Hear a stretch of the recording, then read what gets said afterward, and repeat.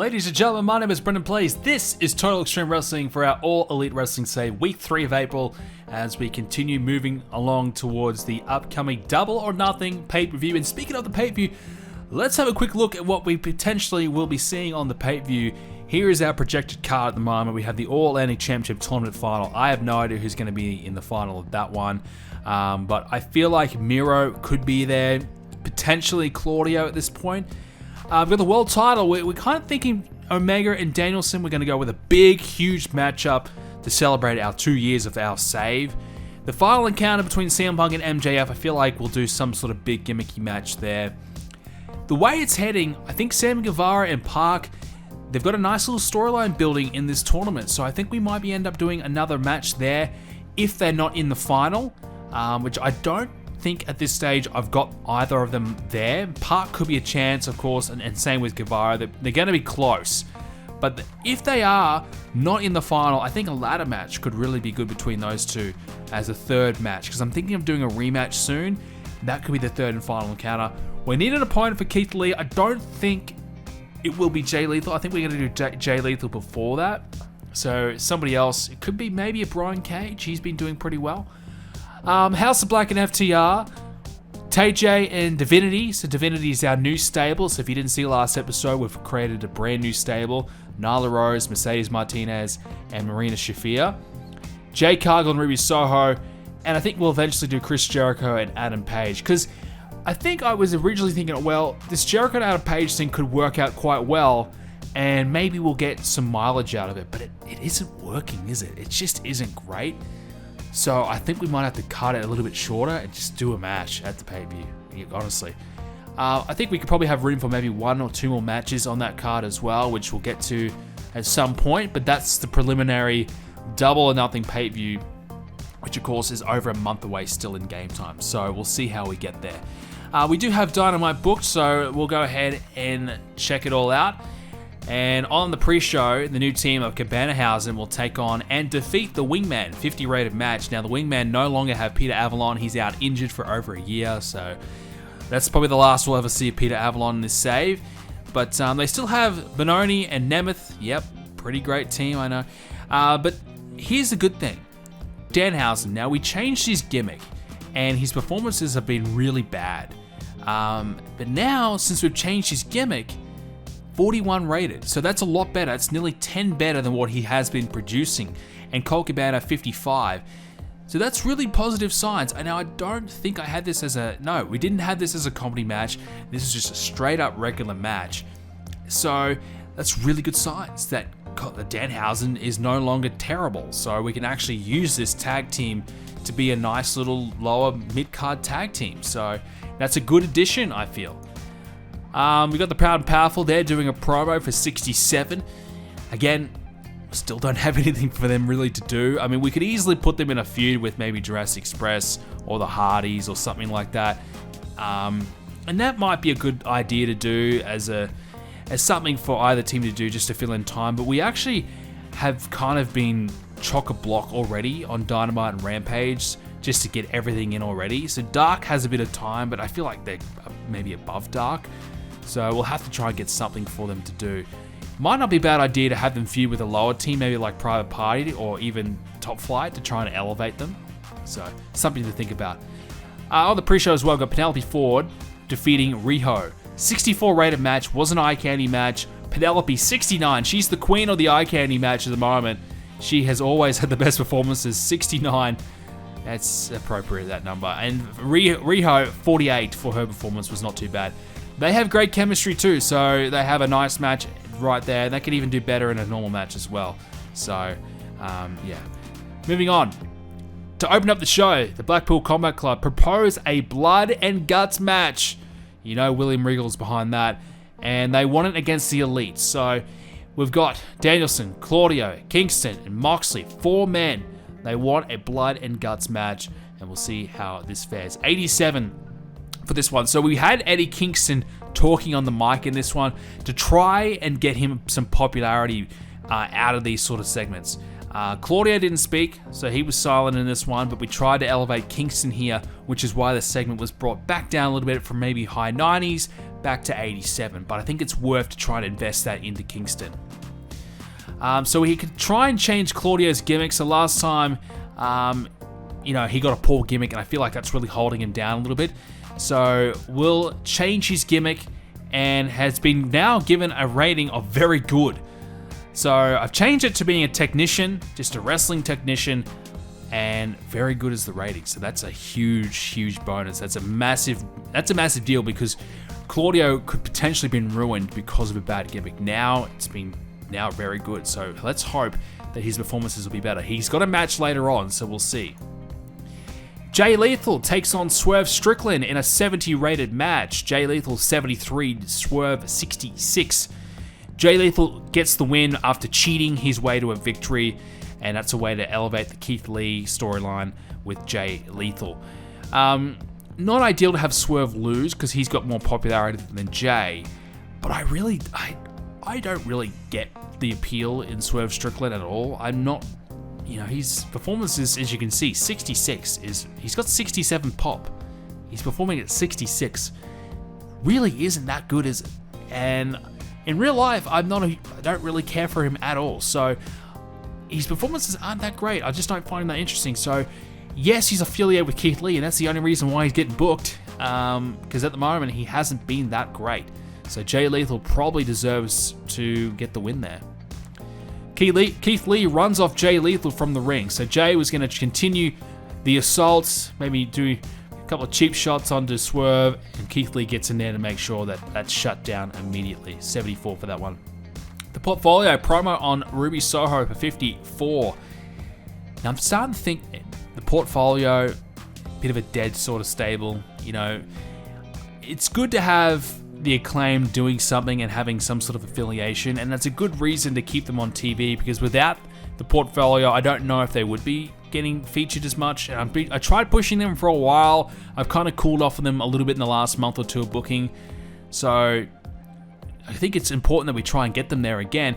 But I don't know, maybe the Portfolio isn't the right spot for the Acclaimed. Maybe something different might be a better idea. We'll have to wait and see. TJ and Thunderstorm team up to take on the Stretching Crew and Superbad. So we kind of integrate two storylines into the one match here. So pretty good match actually. 58. Wasn't an eye candy? Yes, it was. Okay, so that helped obviously, but nonetheless, it was good. TJ and Thunderstorm, they pick up the win. Not ideal to have Anna Jay pinning Layla Hirsch, but I just felt as though it wouldn't be right to have Superbad and Stretching Crew beat Thunderstorm and TJ, especially when TJ and Thunderstorm are going to be two of our big tag teams going forward.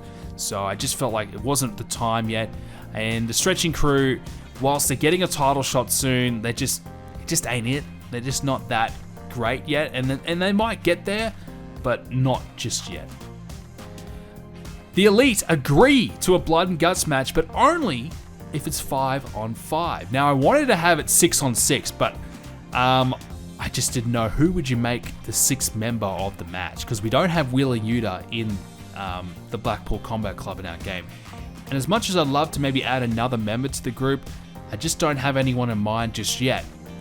So I just couldn't think of a sixth person, but a fifth person I definitely could make work.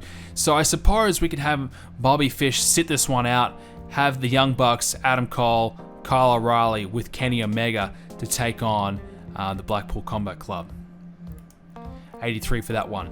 Claudio has a match with Ethan Page, a part of the All-Atlantic Championship Tournament, and scores the victory. Claudio performing at 76, so that's much better. That's still 4 points above his popularity, which is good signs as well.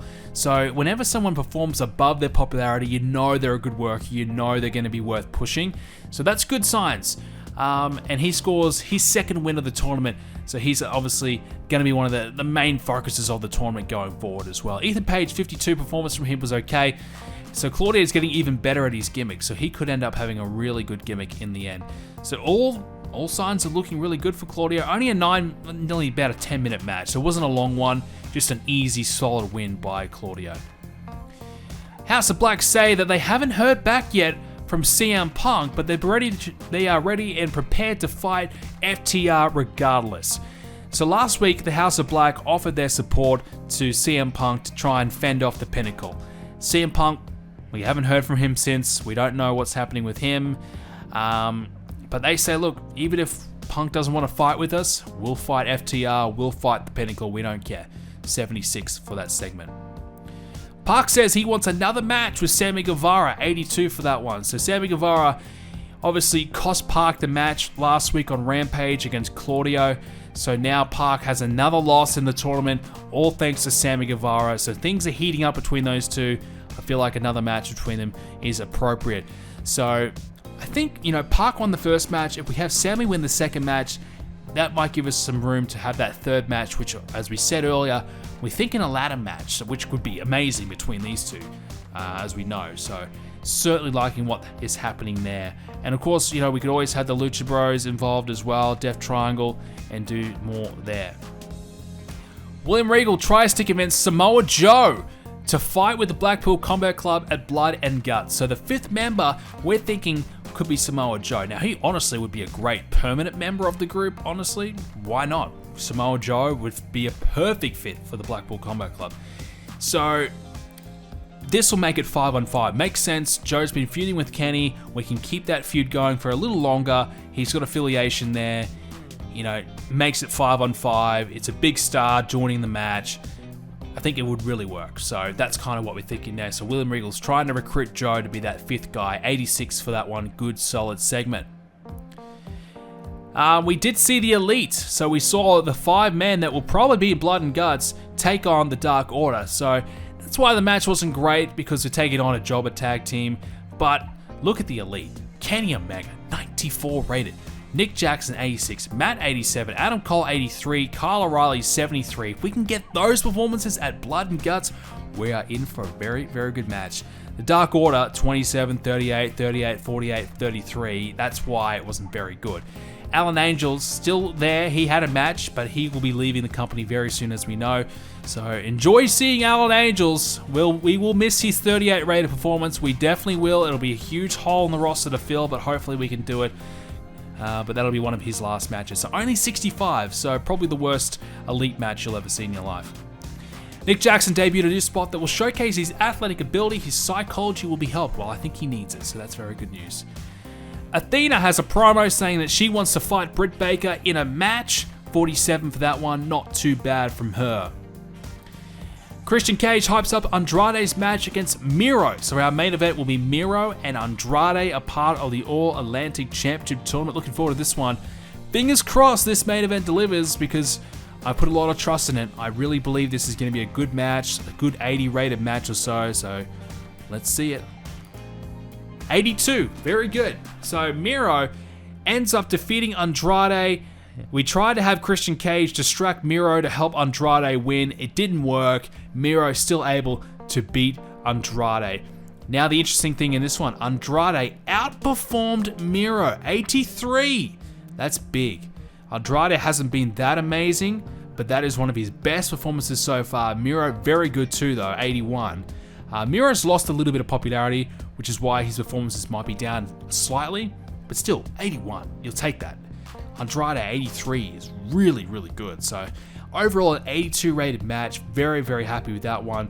Miro gets the points, and we had a 79 rated show overall, which is a thumbs up from me. Let's take a quick look at the ratings results. And we had just over 1 million viewers in total for our TV rating. So a big decline from what we saw last week, which was a great viewership. Ethan Page wants a raise. Well, he wants $900 per appearance. He probably has earned it after being involved in this tournament. He's getting a bit more of a feature time for him, so I suppose we will accept it. But yeah, so I guess let's have a quick look at our contract situation. We've signed a few big contracts as of late, and I suppose money could be a bit of a problem. So CM Punk, he's got it in there that if someone else is earning more money than him, he gets to match it. So he has the wage matching clause in his contract. So when MJF got a big raise to $155,000 per month, yes, MJF actually got paid this time. We made sure that we secured him for a 5-year deal. We paid him. Well, CM Punk benefited from that too, because he now is on $155,000. Bryan Danielson's on 121. Park, he got a ridiculous contract because CMLL was trying to get him. They were just throwing money at him. I had to pay $110,000 per month for Park, which is over, well over 1.2 million a year. So 1.3 million a year. So Park he's making bank. Sammy Guevara is on 1.2 million a year, $100,000 a month. He's getting paid more than Chris Jericho, which is ironic, but the way that Jericho's performing, probably justified. Malachi Black's on 75, Wardlow's 75, Moxley down at 67, Adam Cole at 66, Kenny Omega's only at 33 a month. 33. Kenny Omega deserves a bit of a raise. Jake Hager's on $25,000 a month. God, please. Daniels is on $24,000 a month. What is happening there? We have some horrible contracts. Oh, God. But anyways, that's kind of what we're working with.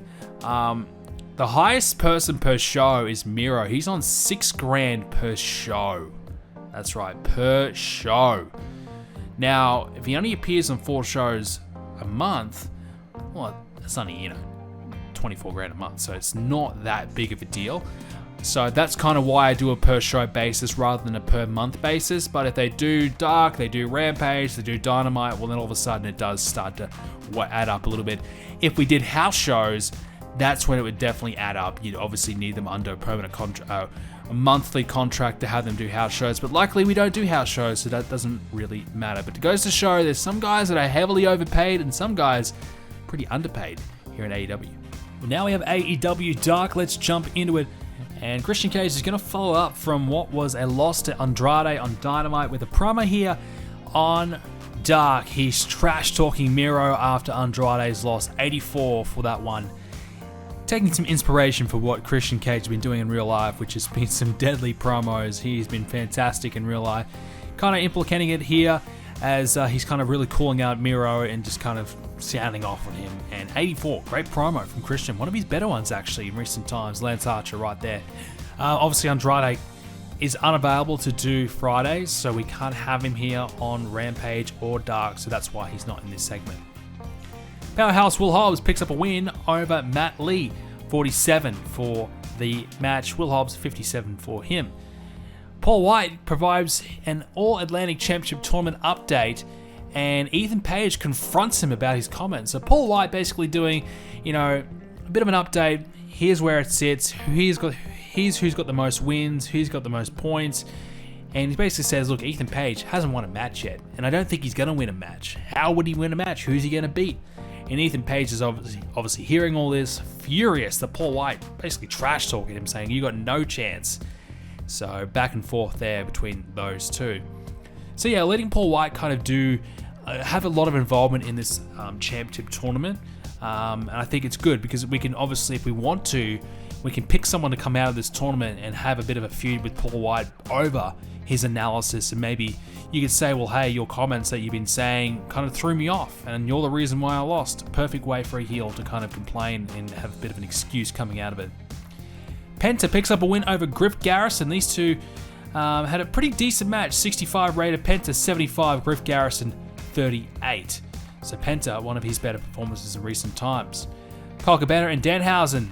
We see a special video package on the friendship of Danhausen and Colt Cabana. 50 rated, so not bad. I mean, I think that's probably the way to go with these two. Some weird, wacky segments to kind of build up their friendship and try and see if this tag team is even worth pursuing. At the moment, I'm starting to think it might be. When it first started, I thought, this tag team sucks. It's not going to work. But now, Danhausen's kind of getting his shit together, so maybe we could see this work out a little bit more. Orange Cassidy defeats The Blade in a 62 rated match. Cassidy 72. I'm starting to think I might need to push Orange Cassidy. I'm thinking maybe a feud with Ricky Starks might be the way to go. Good opportunity for both guys to show us what they can do. It should be a good contest, should be a good match. It might make for a solid middle of the card match in the pay-per-view. If not, some good matches on TV anyways. So that's probably where I'm thinking at the moment. The Portfolio. They'll team up together. That's Jade and the Acclaimed. They'll team up to take on Ruby Soho and Jurassic Express.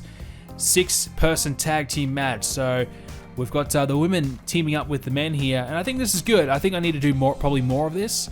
But Ruby Soho, 60 rated performance, which is incredible. Jungle Boy 69, Luchasaurus 64, Bowens 46, Jade was the worst 41, Caster 51. Look, pretty good all round, honestly. 61 rated match, you have to be happy with that. It's going to help the storyline. And Jurassic Express, I just felt, yeah, they might. I could see them teaming up with Ruby Soho for a night. Why not? So that's kind of why we went with that. It wasn't anything in particular. Just thought they would be, sensible opponents. Probably the Hardy Boys would probably make even more sense, actually, now I think about it. But yeah, we went with Jurassic Express.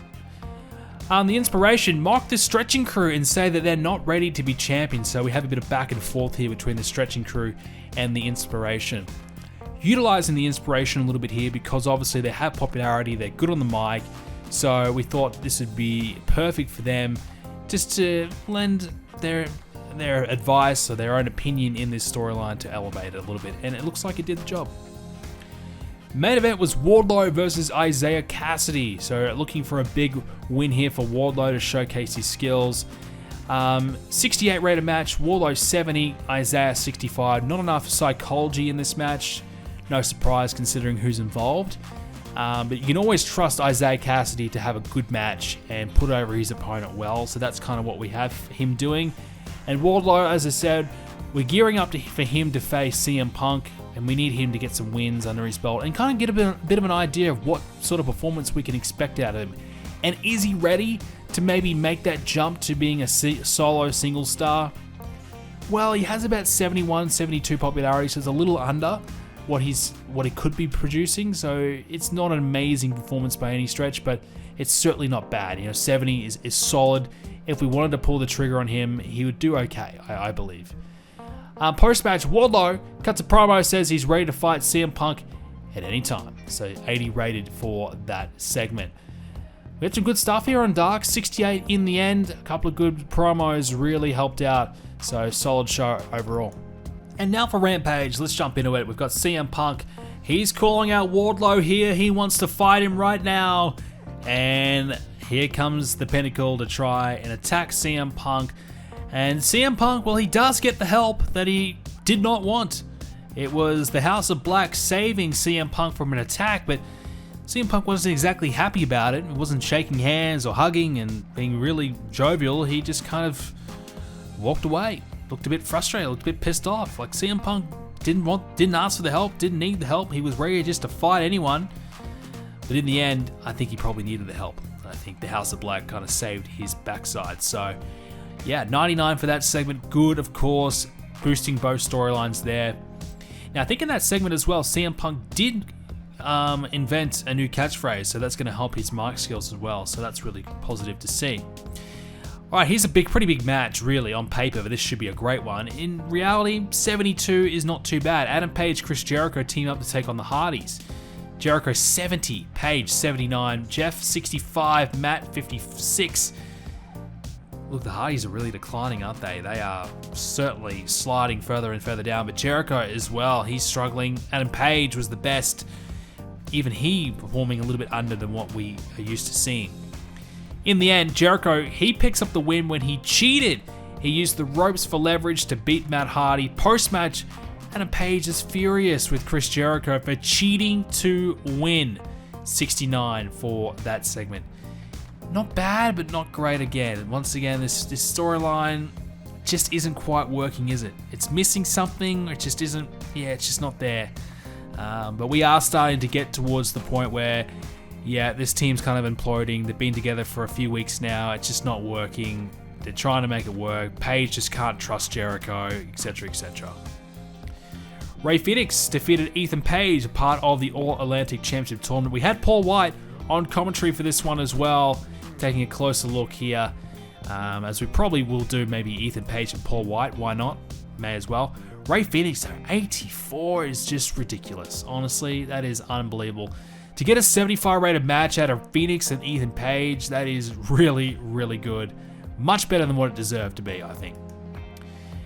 Keith Lee asks Sting to defend his title against Jay Lethal next week on Dynamite, 68 rated for that one. So our next segment, Keith Lee asks Sting to defend his title against Jay Lethal next week. So yeah, we weren't real confident having Jay Lethal and Keith Lee at the pay-per-view. I thought maybe we could do something bigger than that. So we'll do the match here on Dynamite, and if we need to, obviously we can do a rematch of the pay-per-view.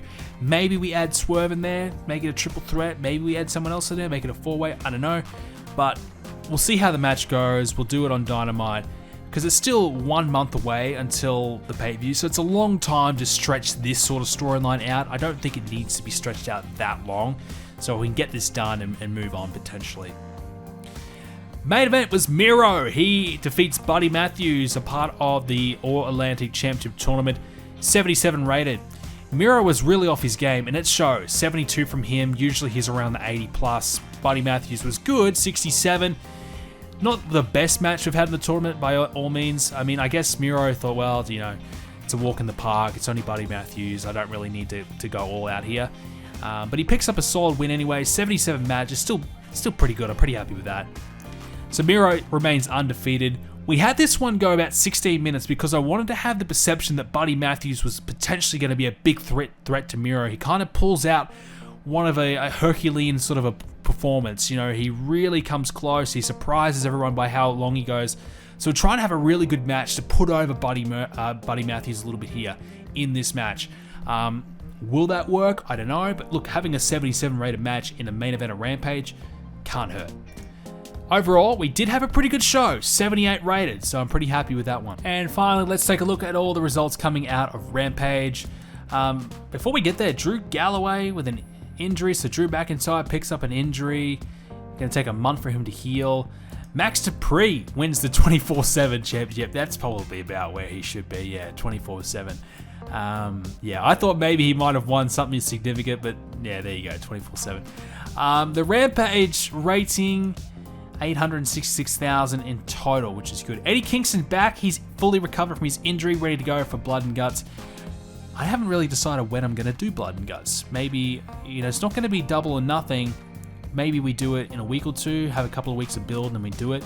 I mean, double or nothing would be a great spot to do it in. I think it would be a hell of a match. Is it good enough to be the main event of the pay-per-view?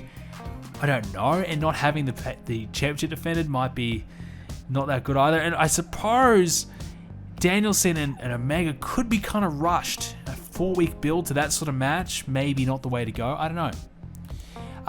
Airwolf, which of course is Darius Martin, he has been overworked. He's had too many matches lately, and he says, you know what, I need time off. So, hasn't had any matches for us, but he's had a lot of matches everywhere else, and he needs some time off, unfortunately. So quick little look at what's been going on. Obviously, the tournament, we've had quite a fair few matches in the tournament now. Everyone's kind of had around 3 to 4 sort of matches. Claudio's the only one with about 2. The leader of the tournament so far is Miro. He's picked up 3 wins. He's got 6 points. Claudio and Sammy and Park have 4, as well as Andrade. Phoenix, he got his first win. He's got 2 points. Ethan Page will probably go winless. Buddy Matthews has got 1 win. He's only got 2 matches left, and he's done in the tournament, so we're kind of getting rid of him early. But there, that's the update on the tournament. We'll have a quick look at some popularity, potential changes, and we talked about Buddy Matthews. Did having him in a big main event on Rampage help his popularity? Well, he's got 53 across the board. He's got a slight improvement, 54 in a couple of areas, so he's slightly gaining, which is good. It's not obviously amazing. Wardlow had a big segment. He's up to 71, 73. He's got 77 in the Mid-South. Wow, we need to go back there. If we're going to have Punk and Wardlow, it's going to be in the Mid-South. So yeah, he's doing pretty well. Some slight gains, I suppose, in some areas. As well as anyone else, I don't think there's too much more to kind of report on. Andrade, he had some good performances. 68 pop, is that a gain? Yeah, it is a 1-point gain. So Andrade making some moves. Miro had 2 big matches. He had Rampage main event and Dynamite main event. He's got 82 popularity, which is definitely a gain. So he was around high 70s, low 80s, now up to 81, 82. So Miro, once again, doing really, really well. So yeah, we've got about a month to go until Double or Nothing. Storylines are all looking pretty good. We just have to kind of figure out when are we going to do that blood and guts match. Do we wait? Do we not? I think a month or 3 weeks of build towards it may be the way to go. And maybe you do something else beyond Double or Nothing, but we'll have to kind of figure it out. But ladies and gentlemen, that's all we have time for this edition of Total Extreme Wrestling. Thank you so much for watching this episode. If you enjoyed it, leave a like on it and subscribe to see more. We'll be back with another one very soon.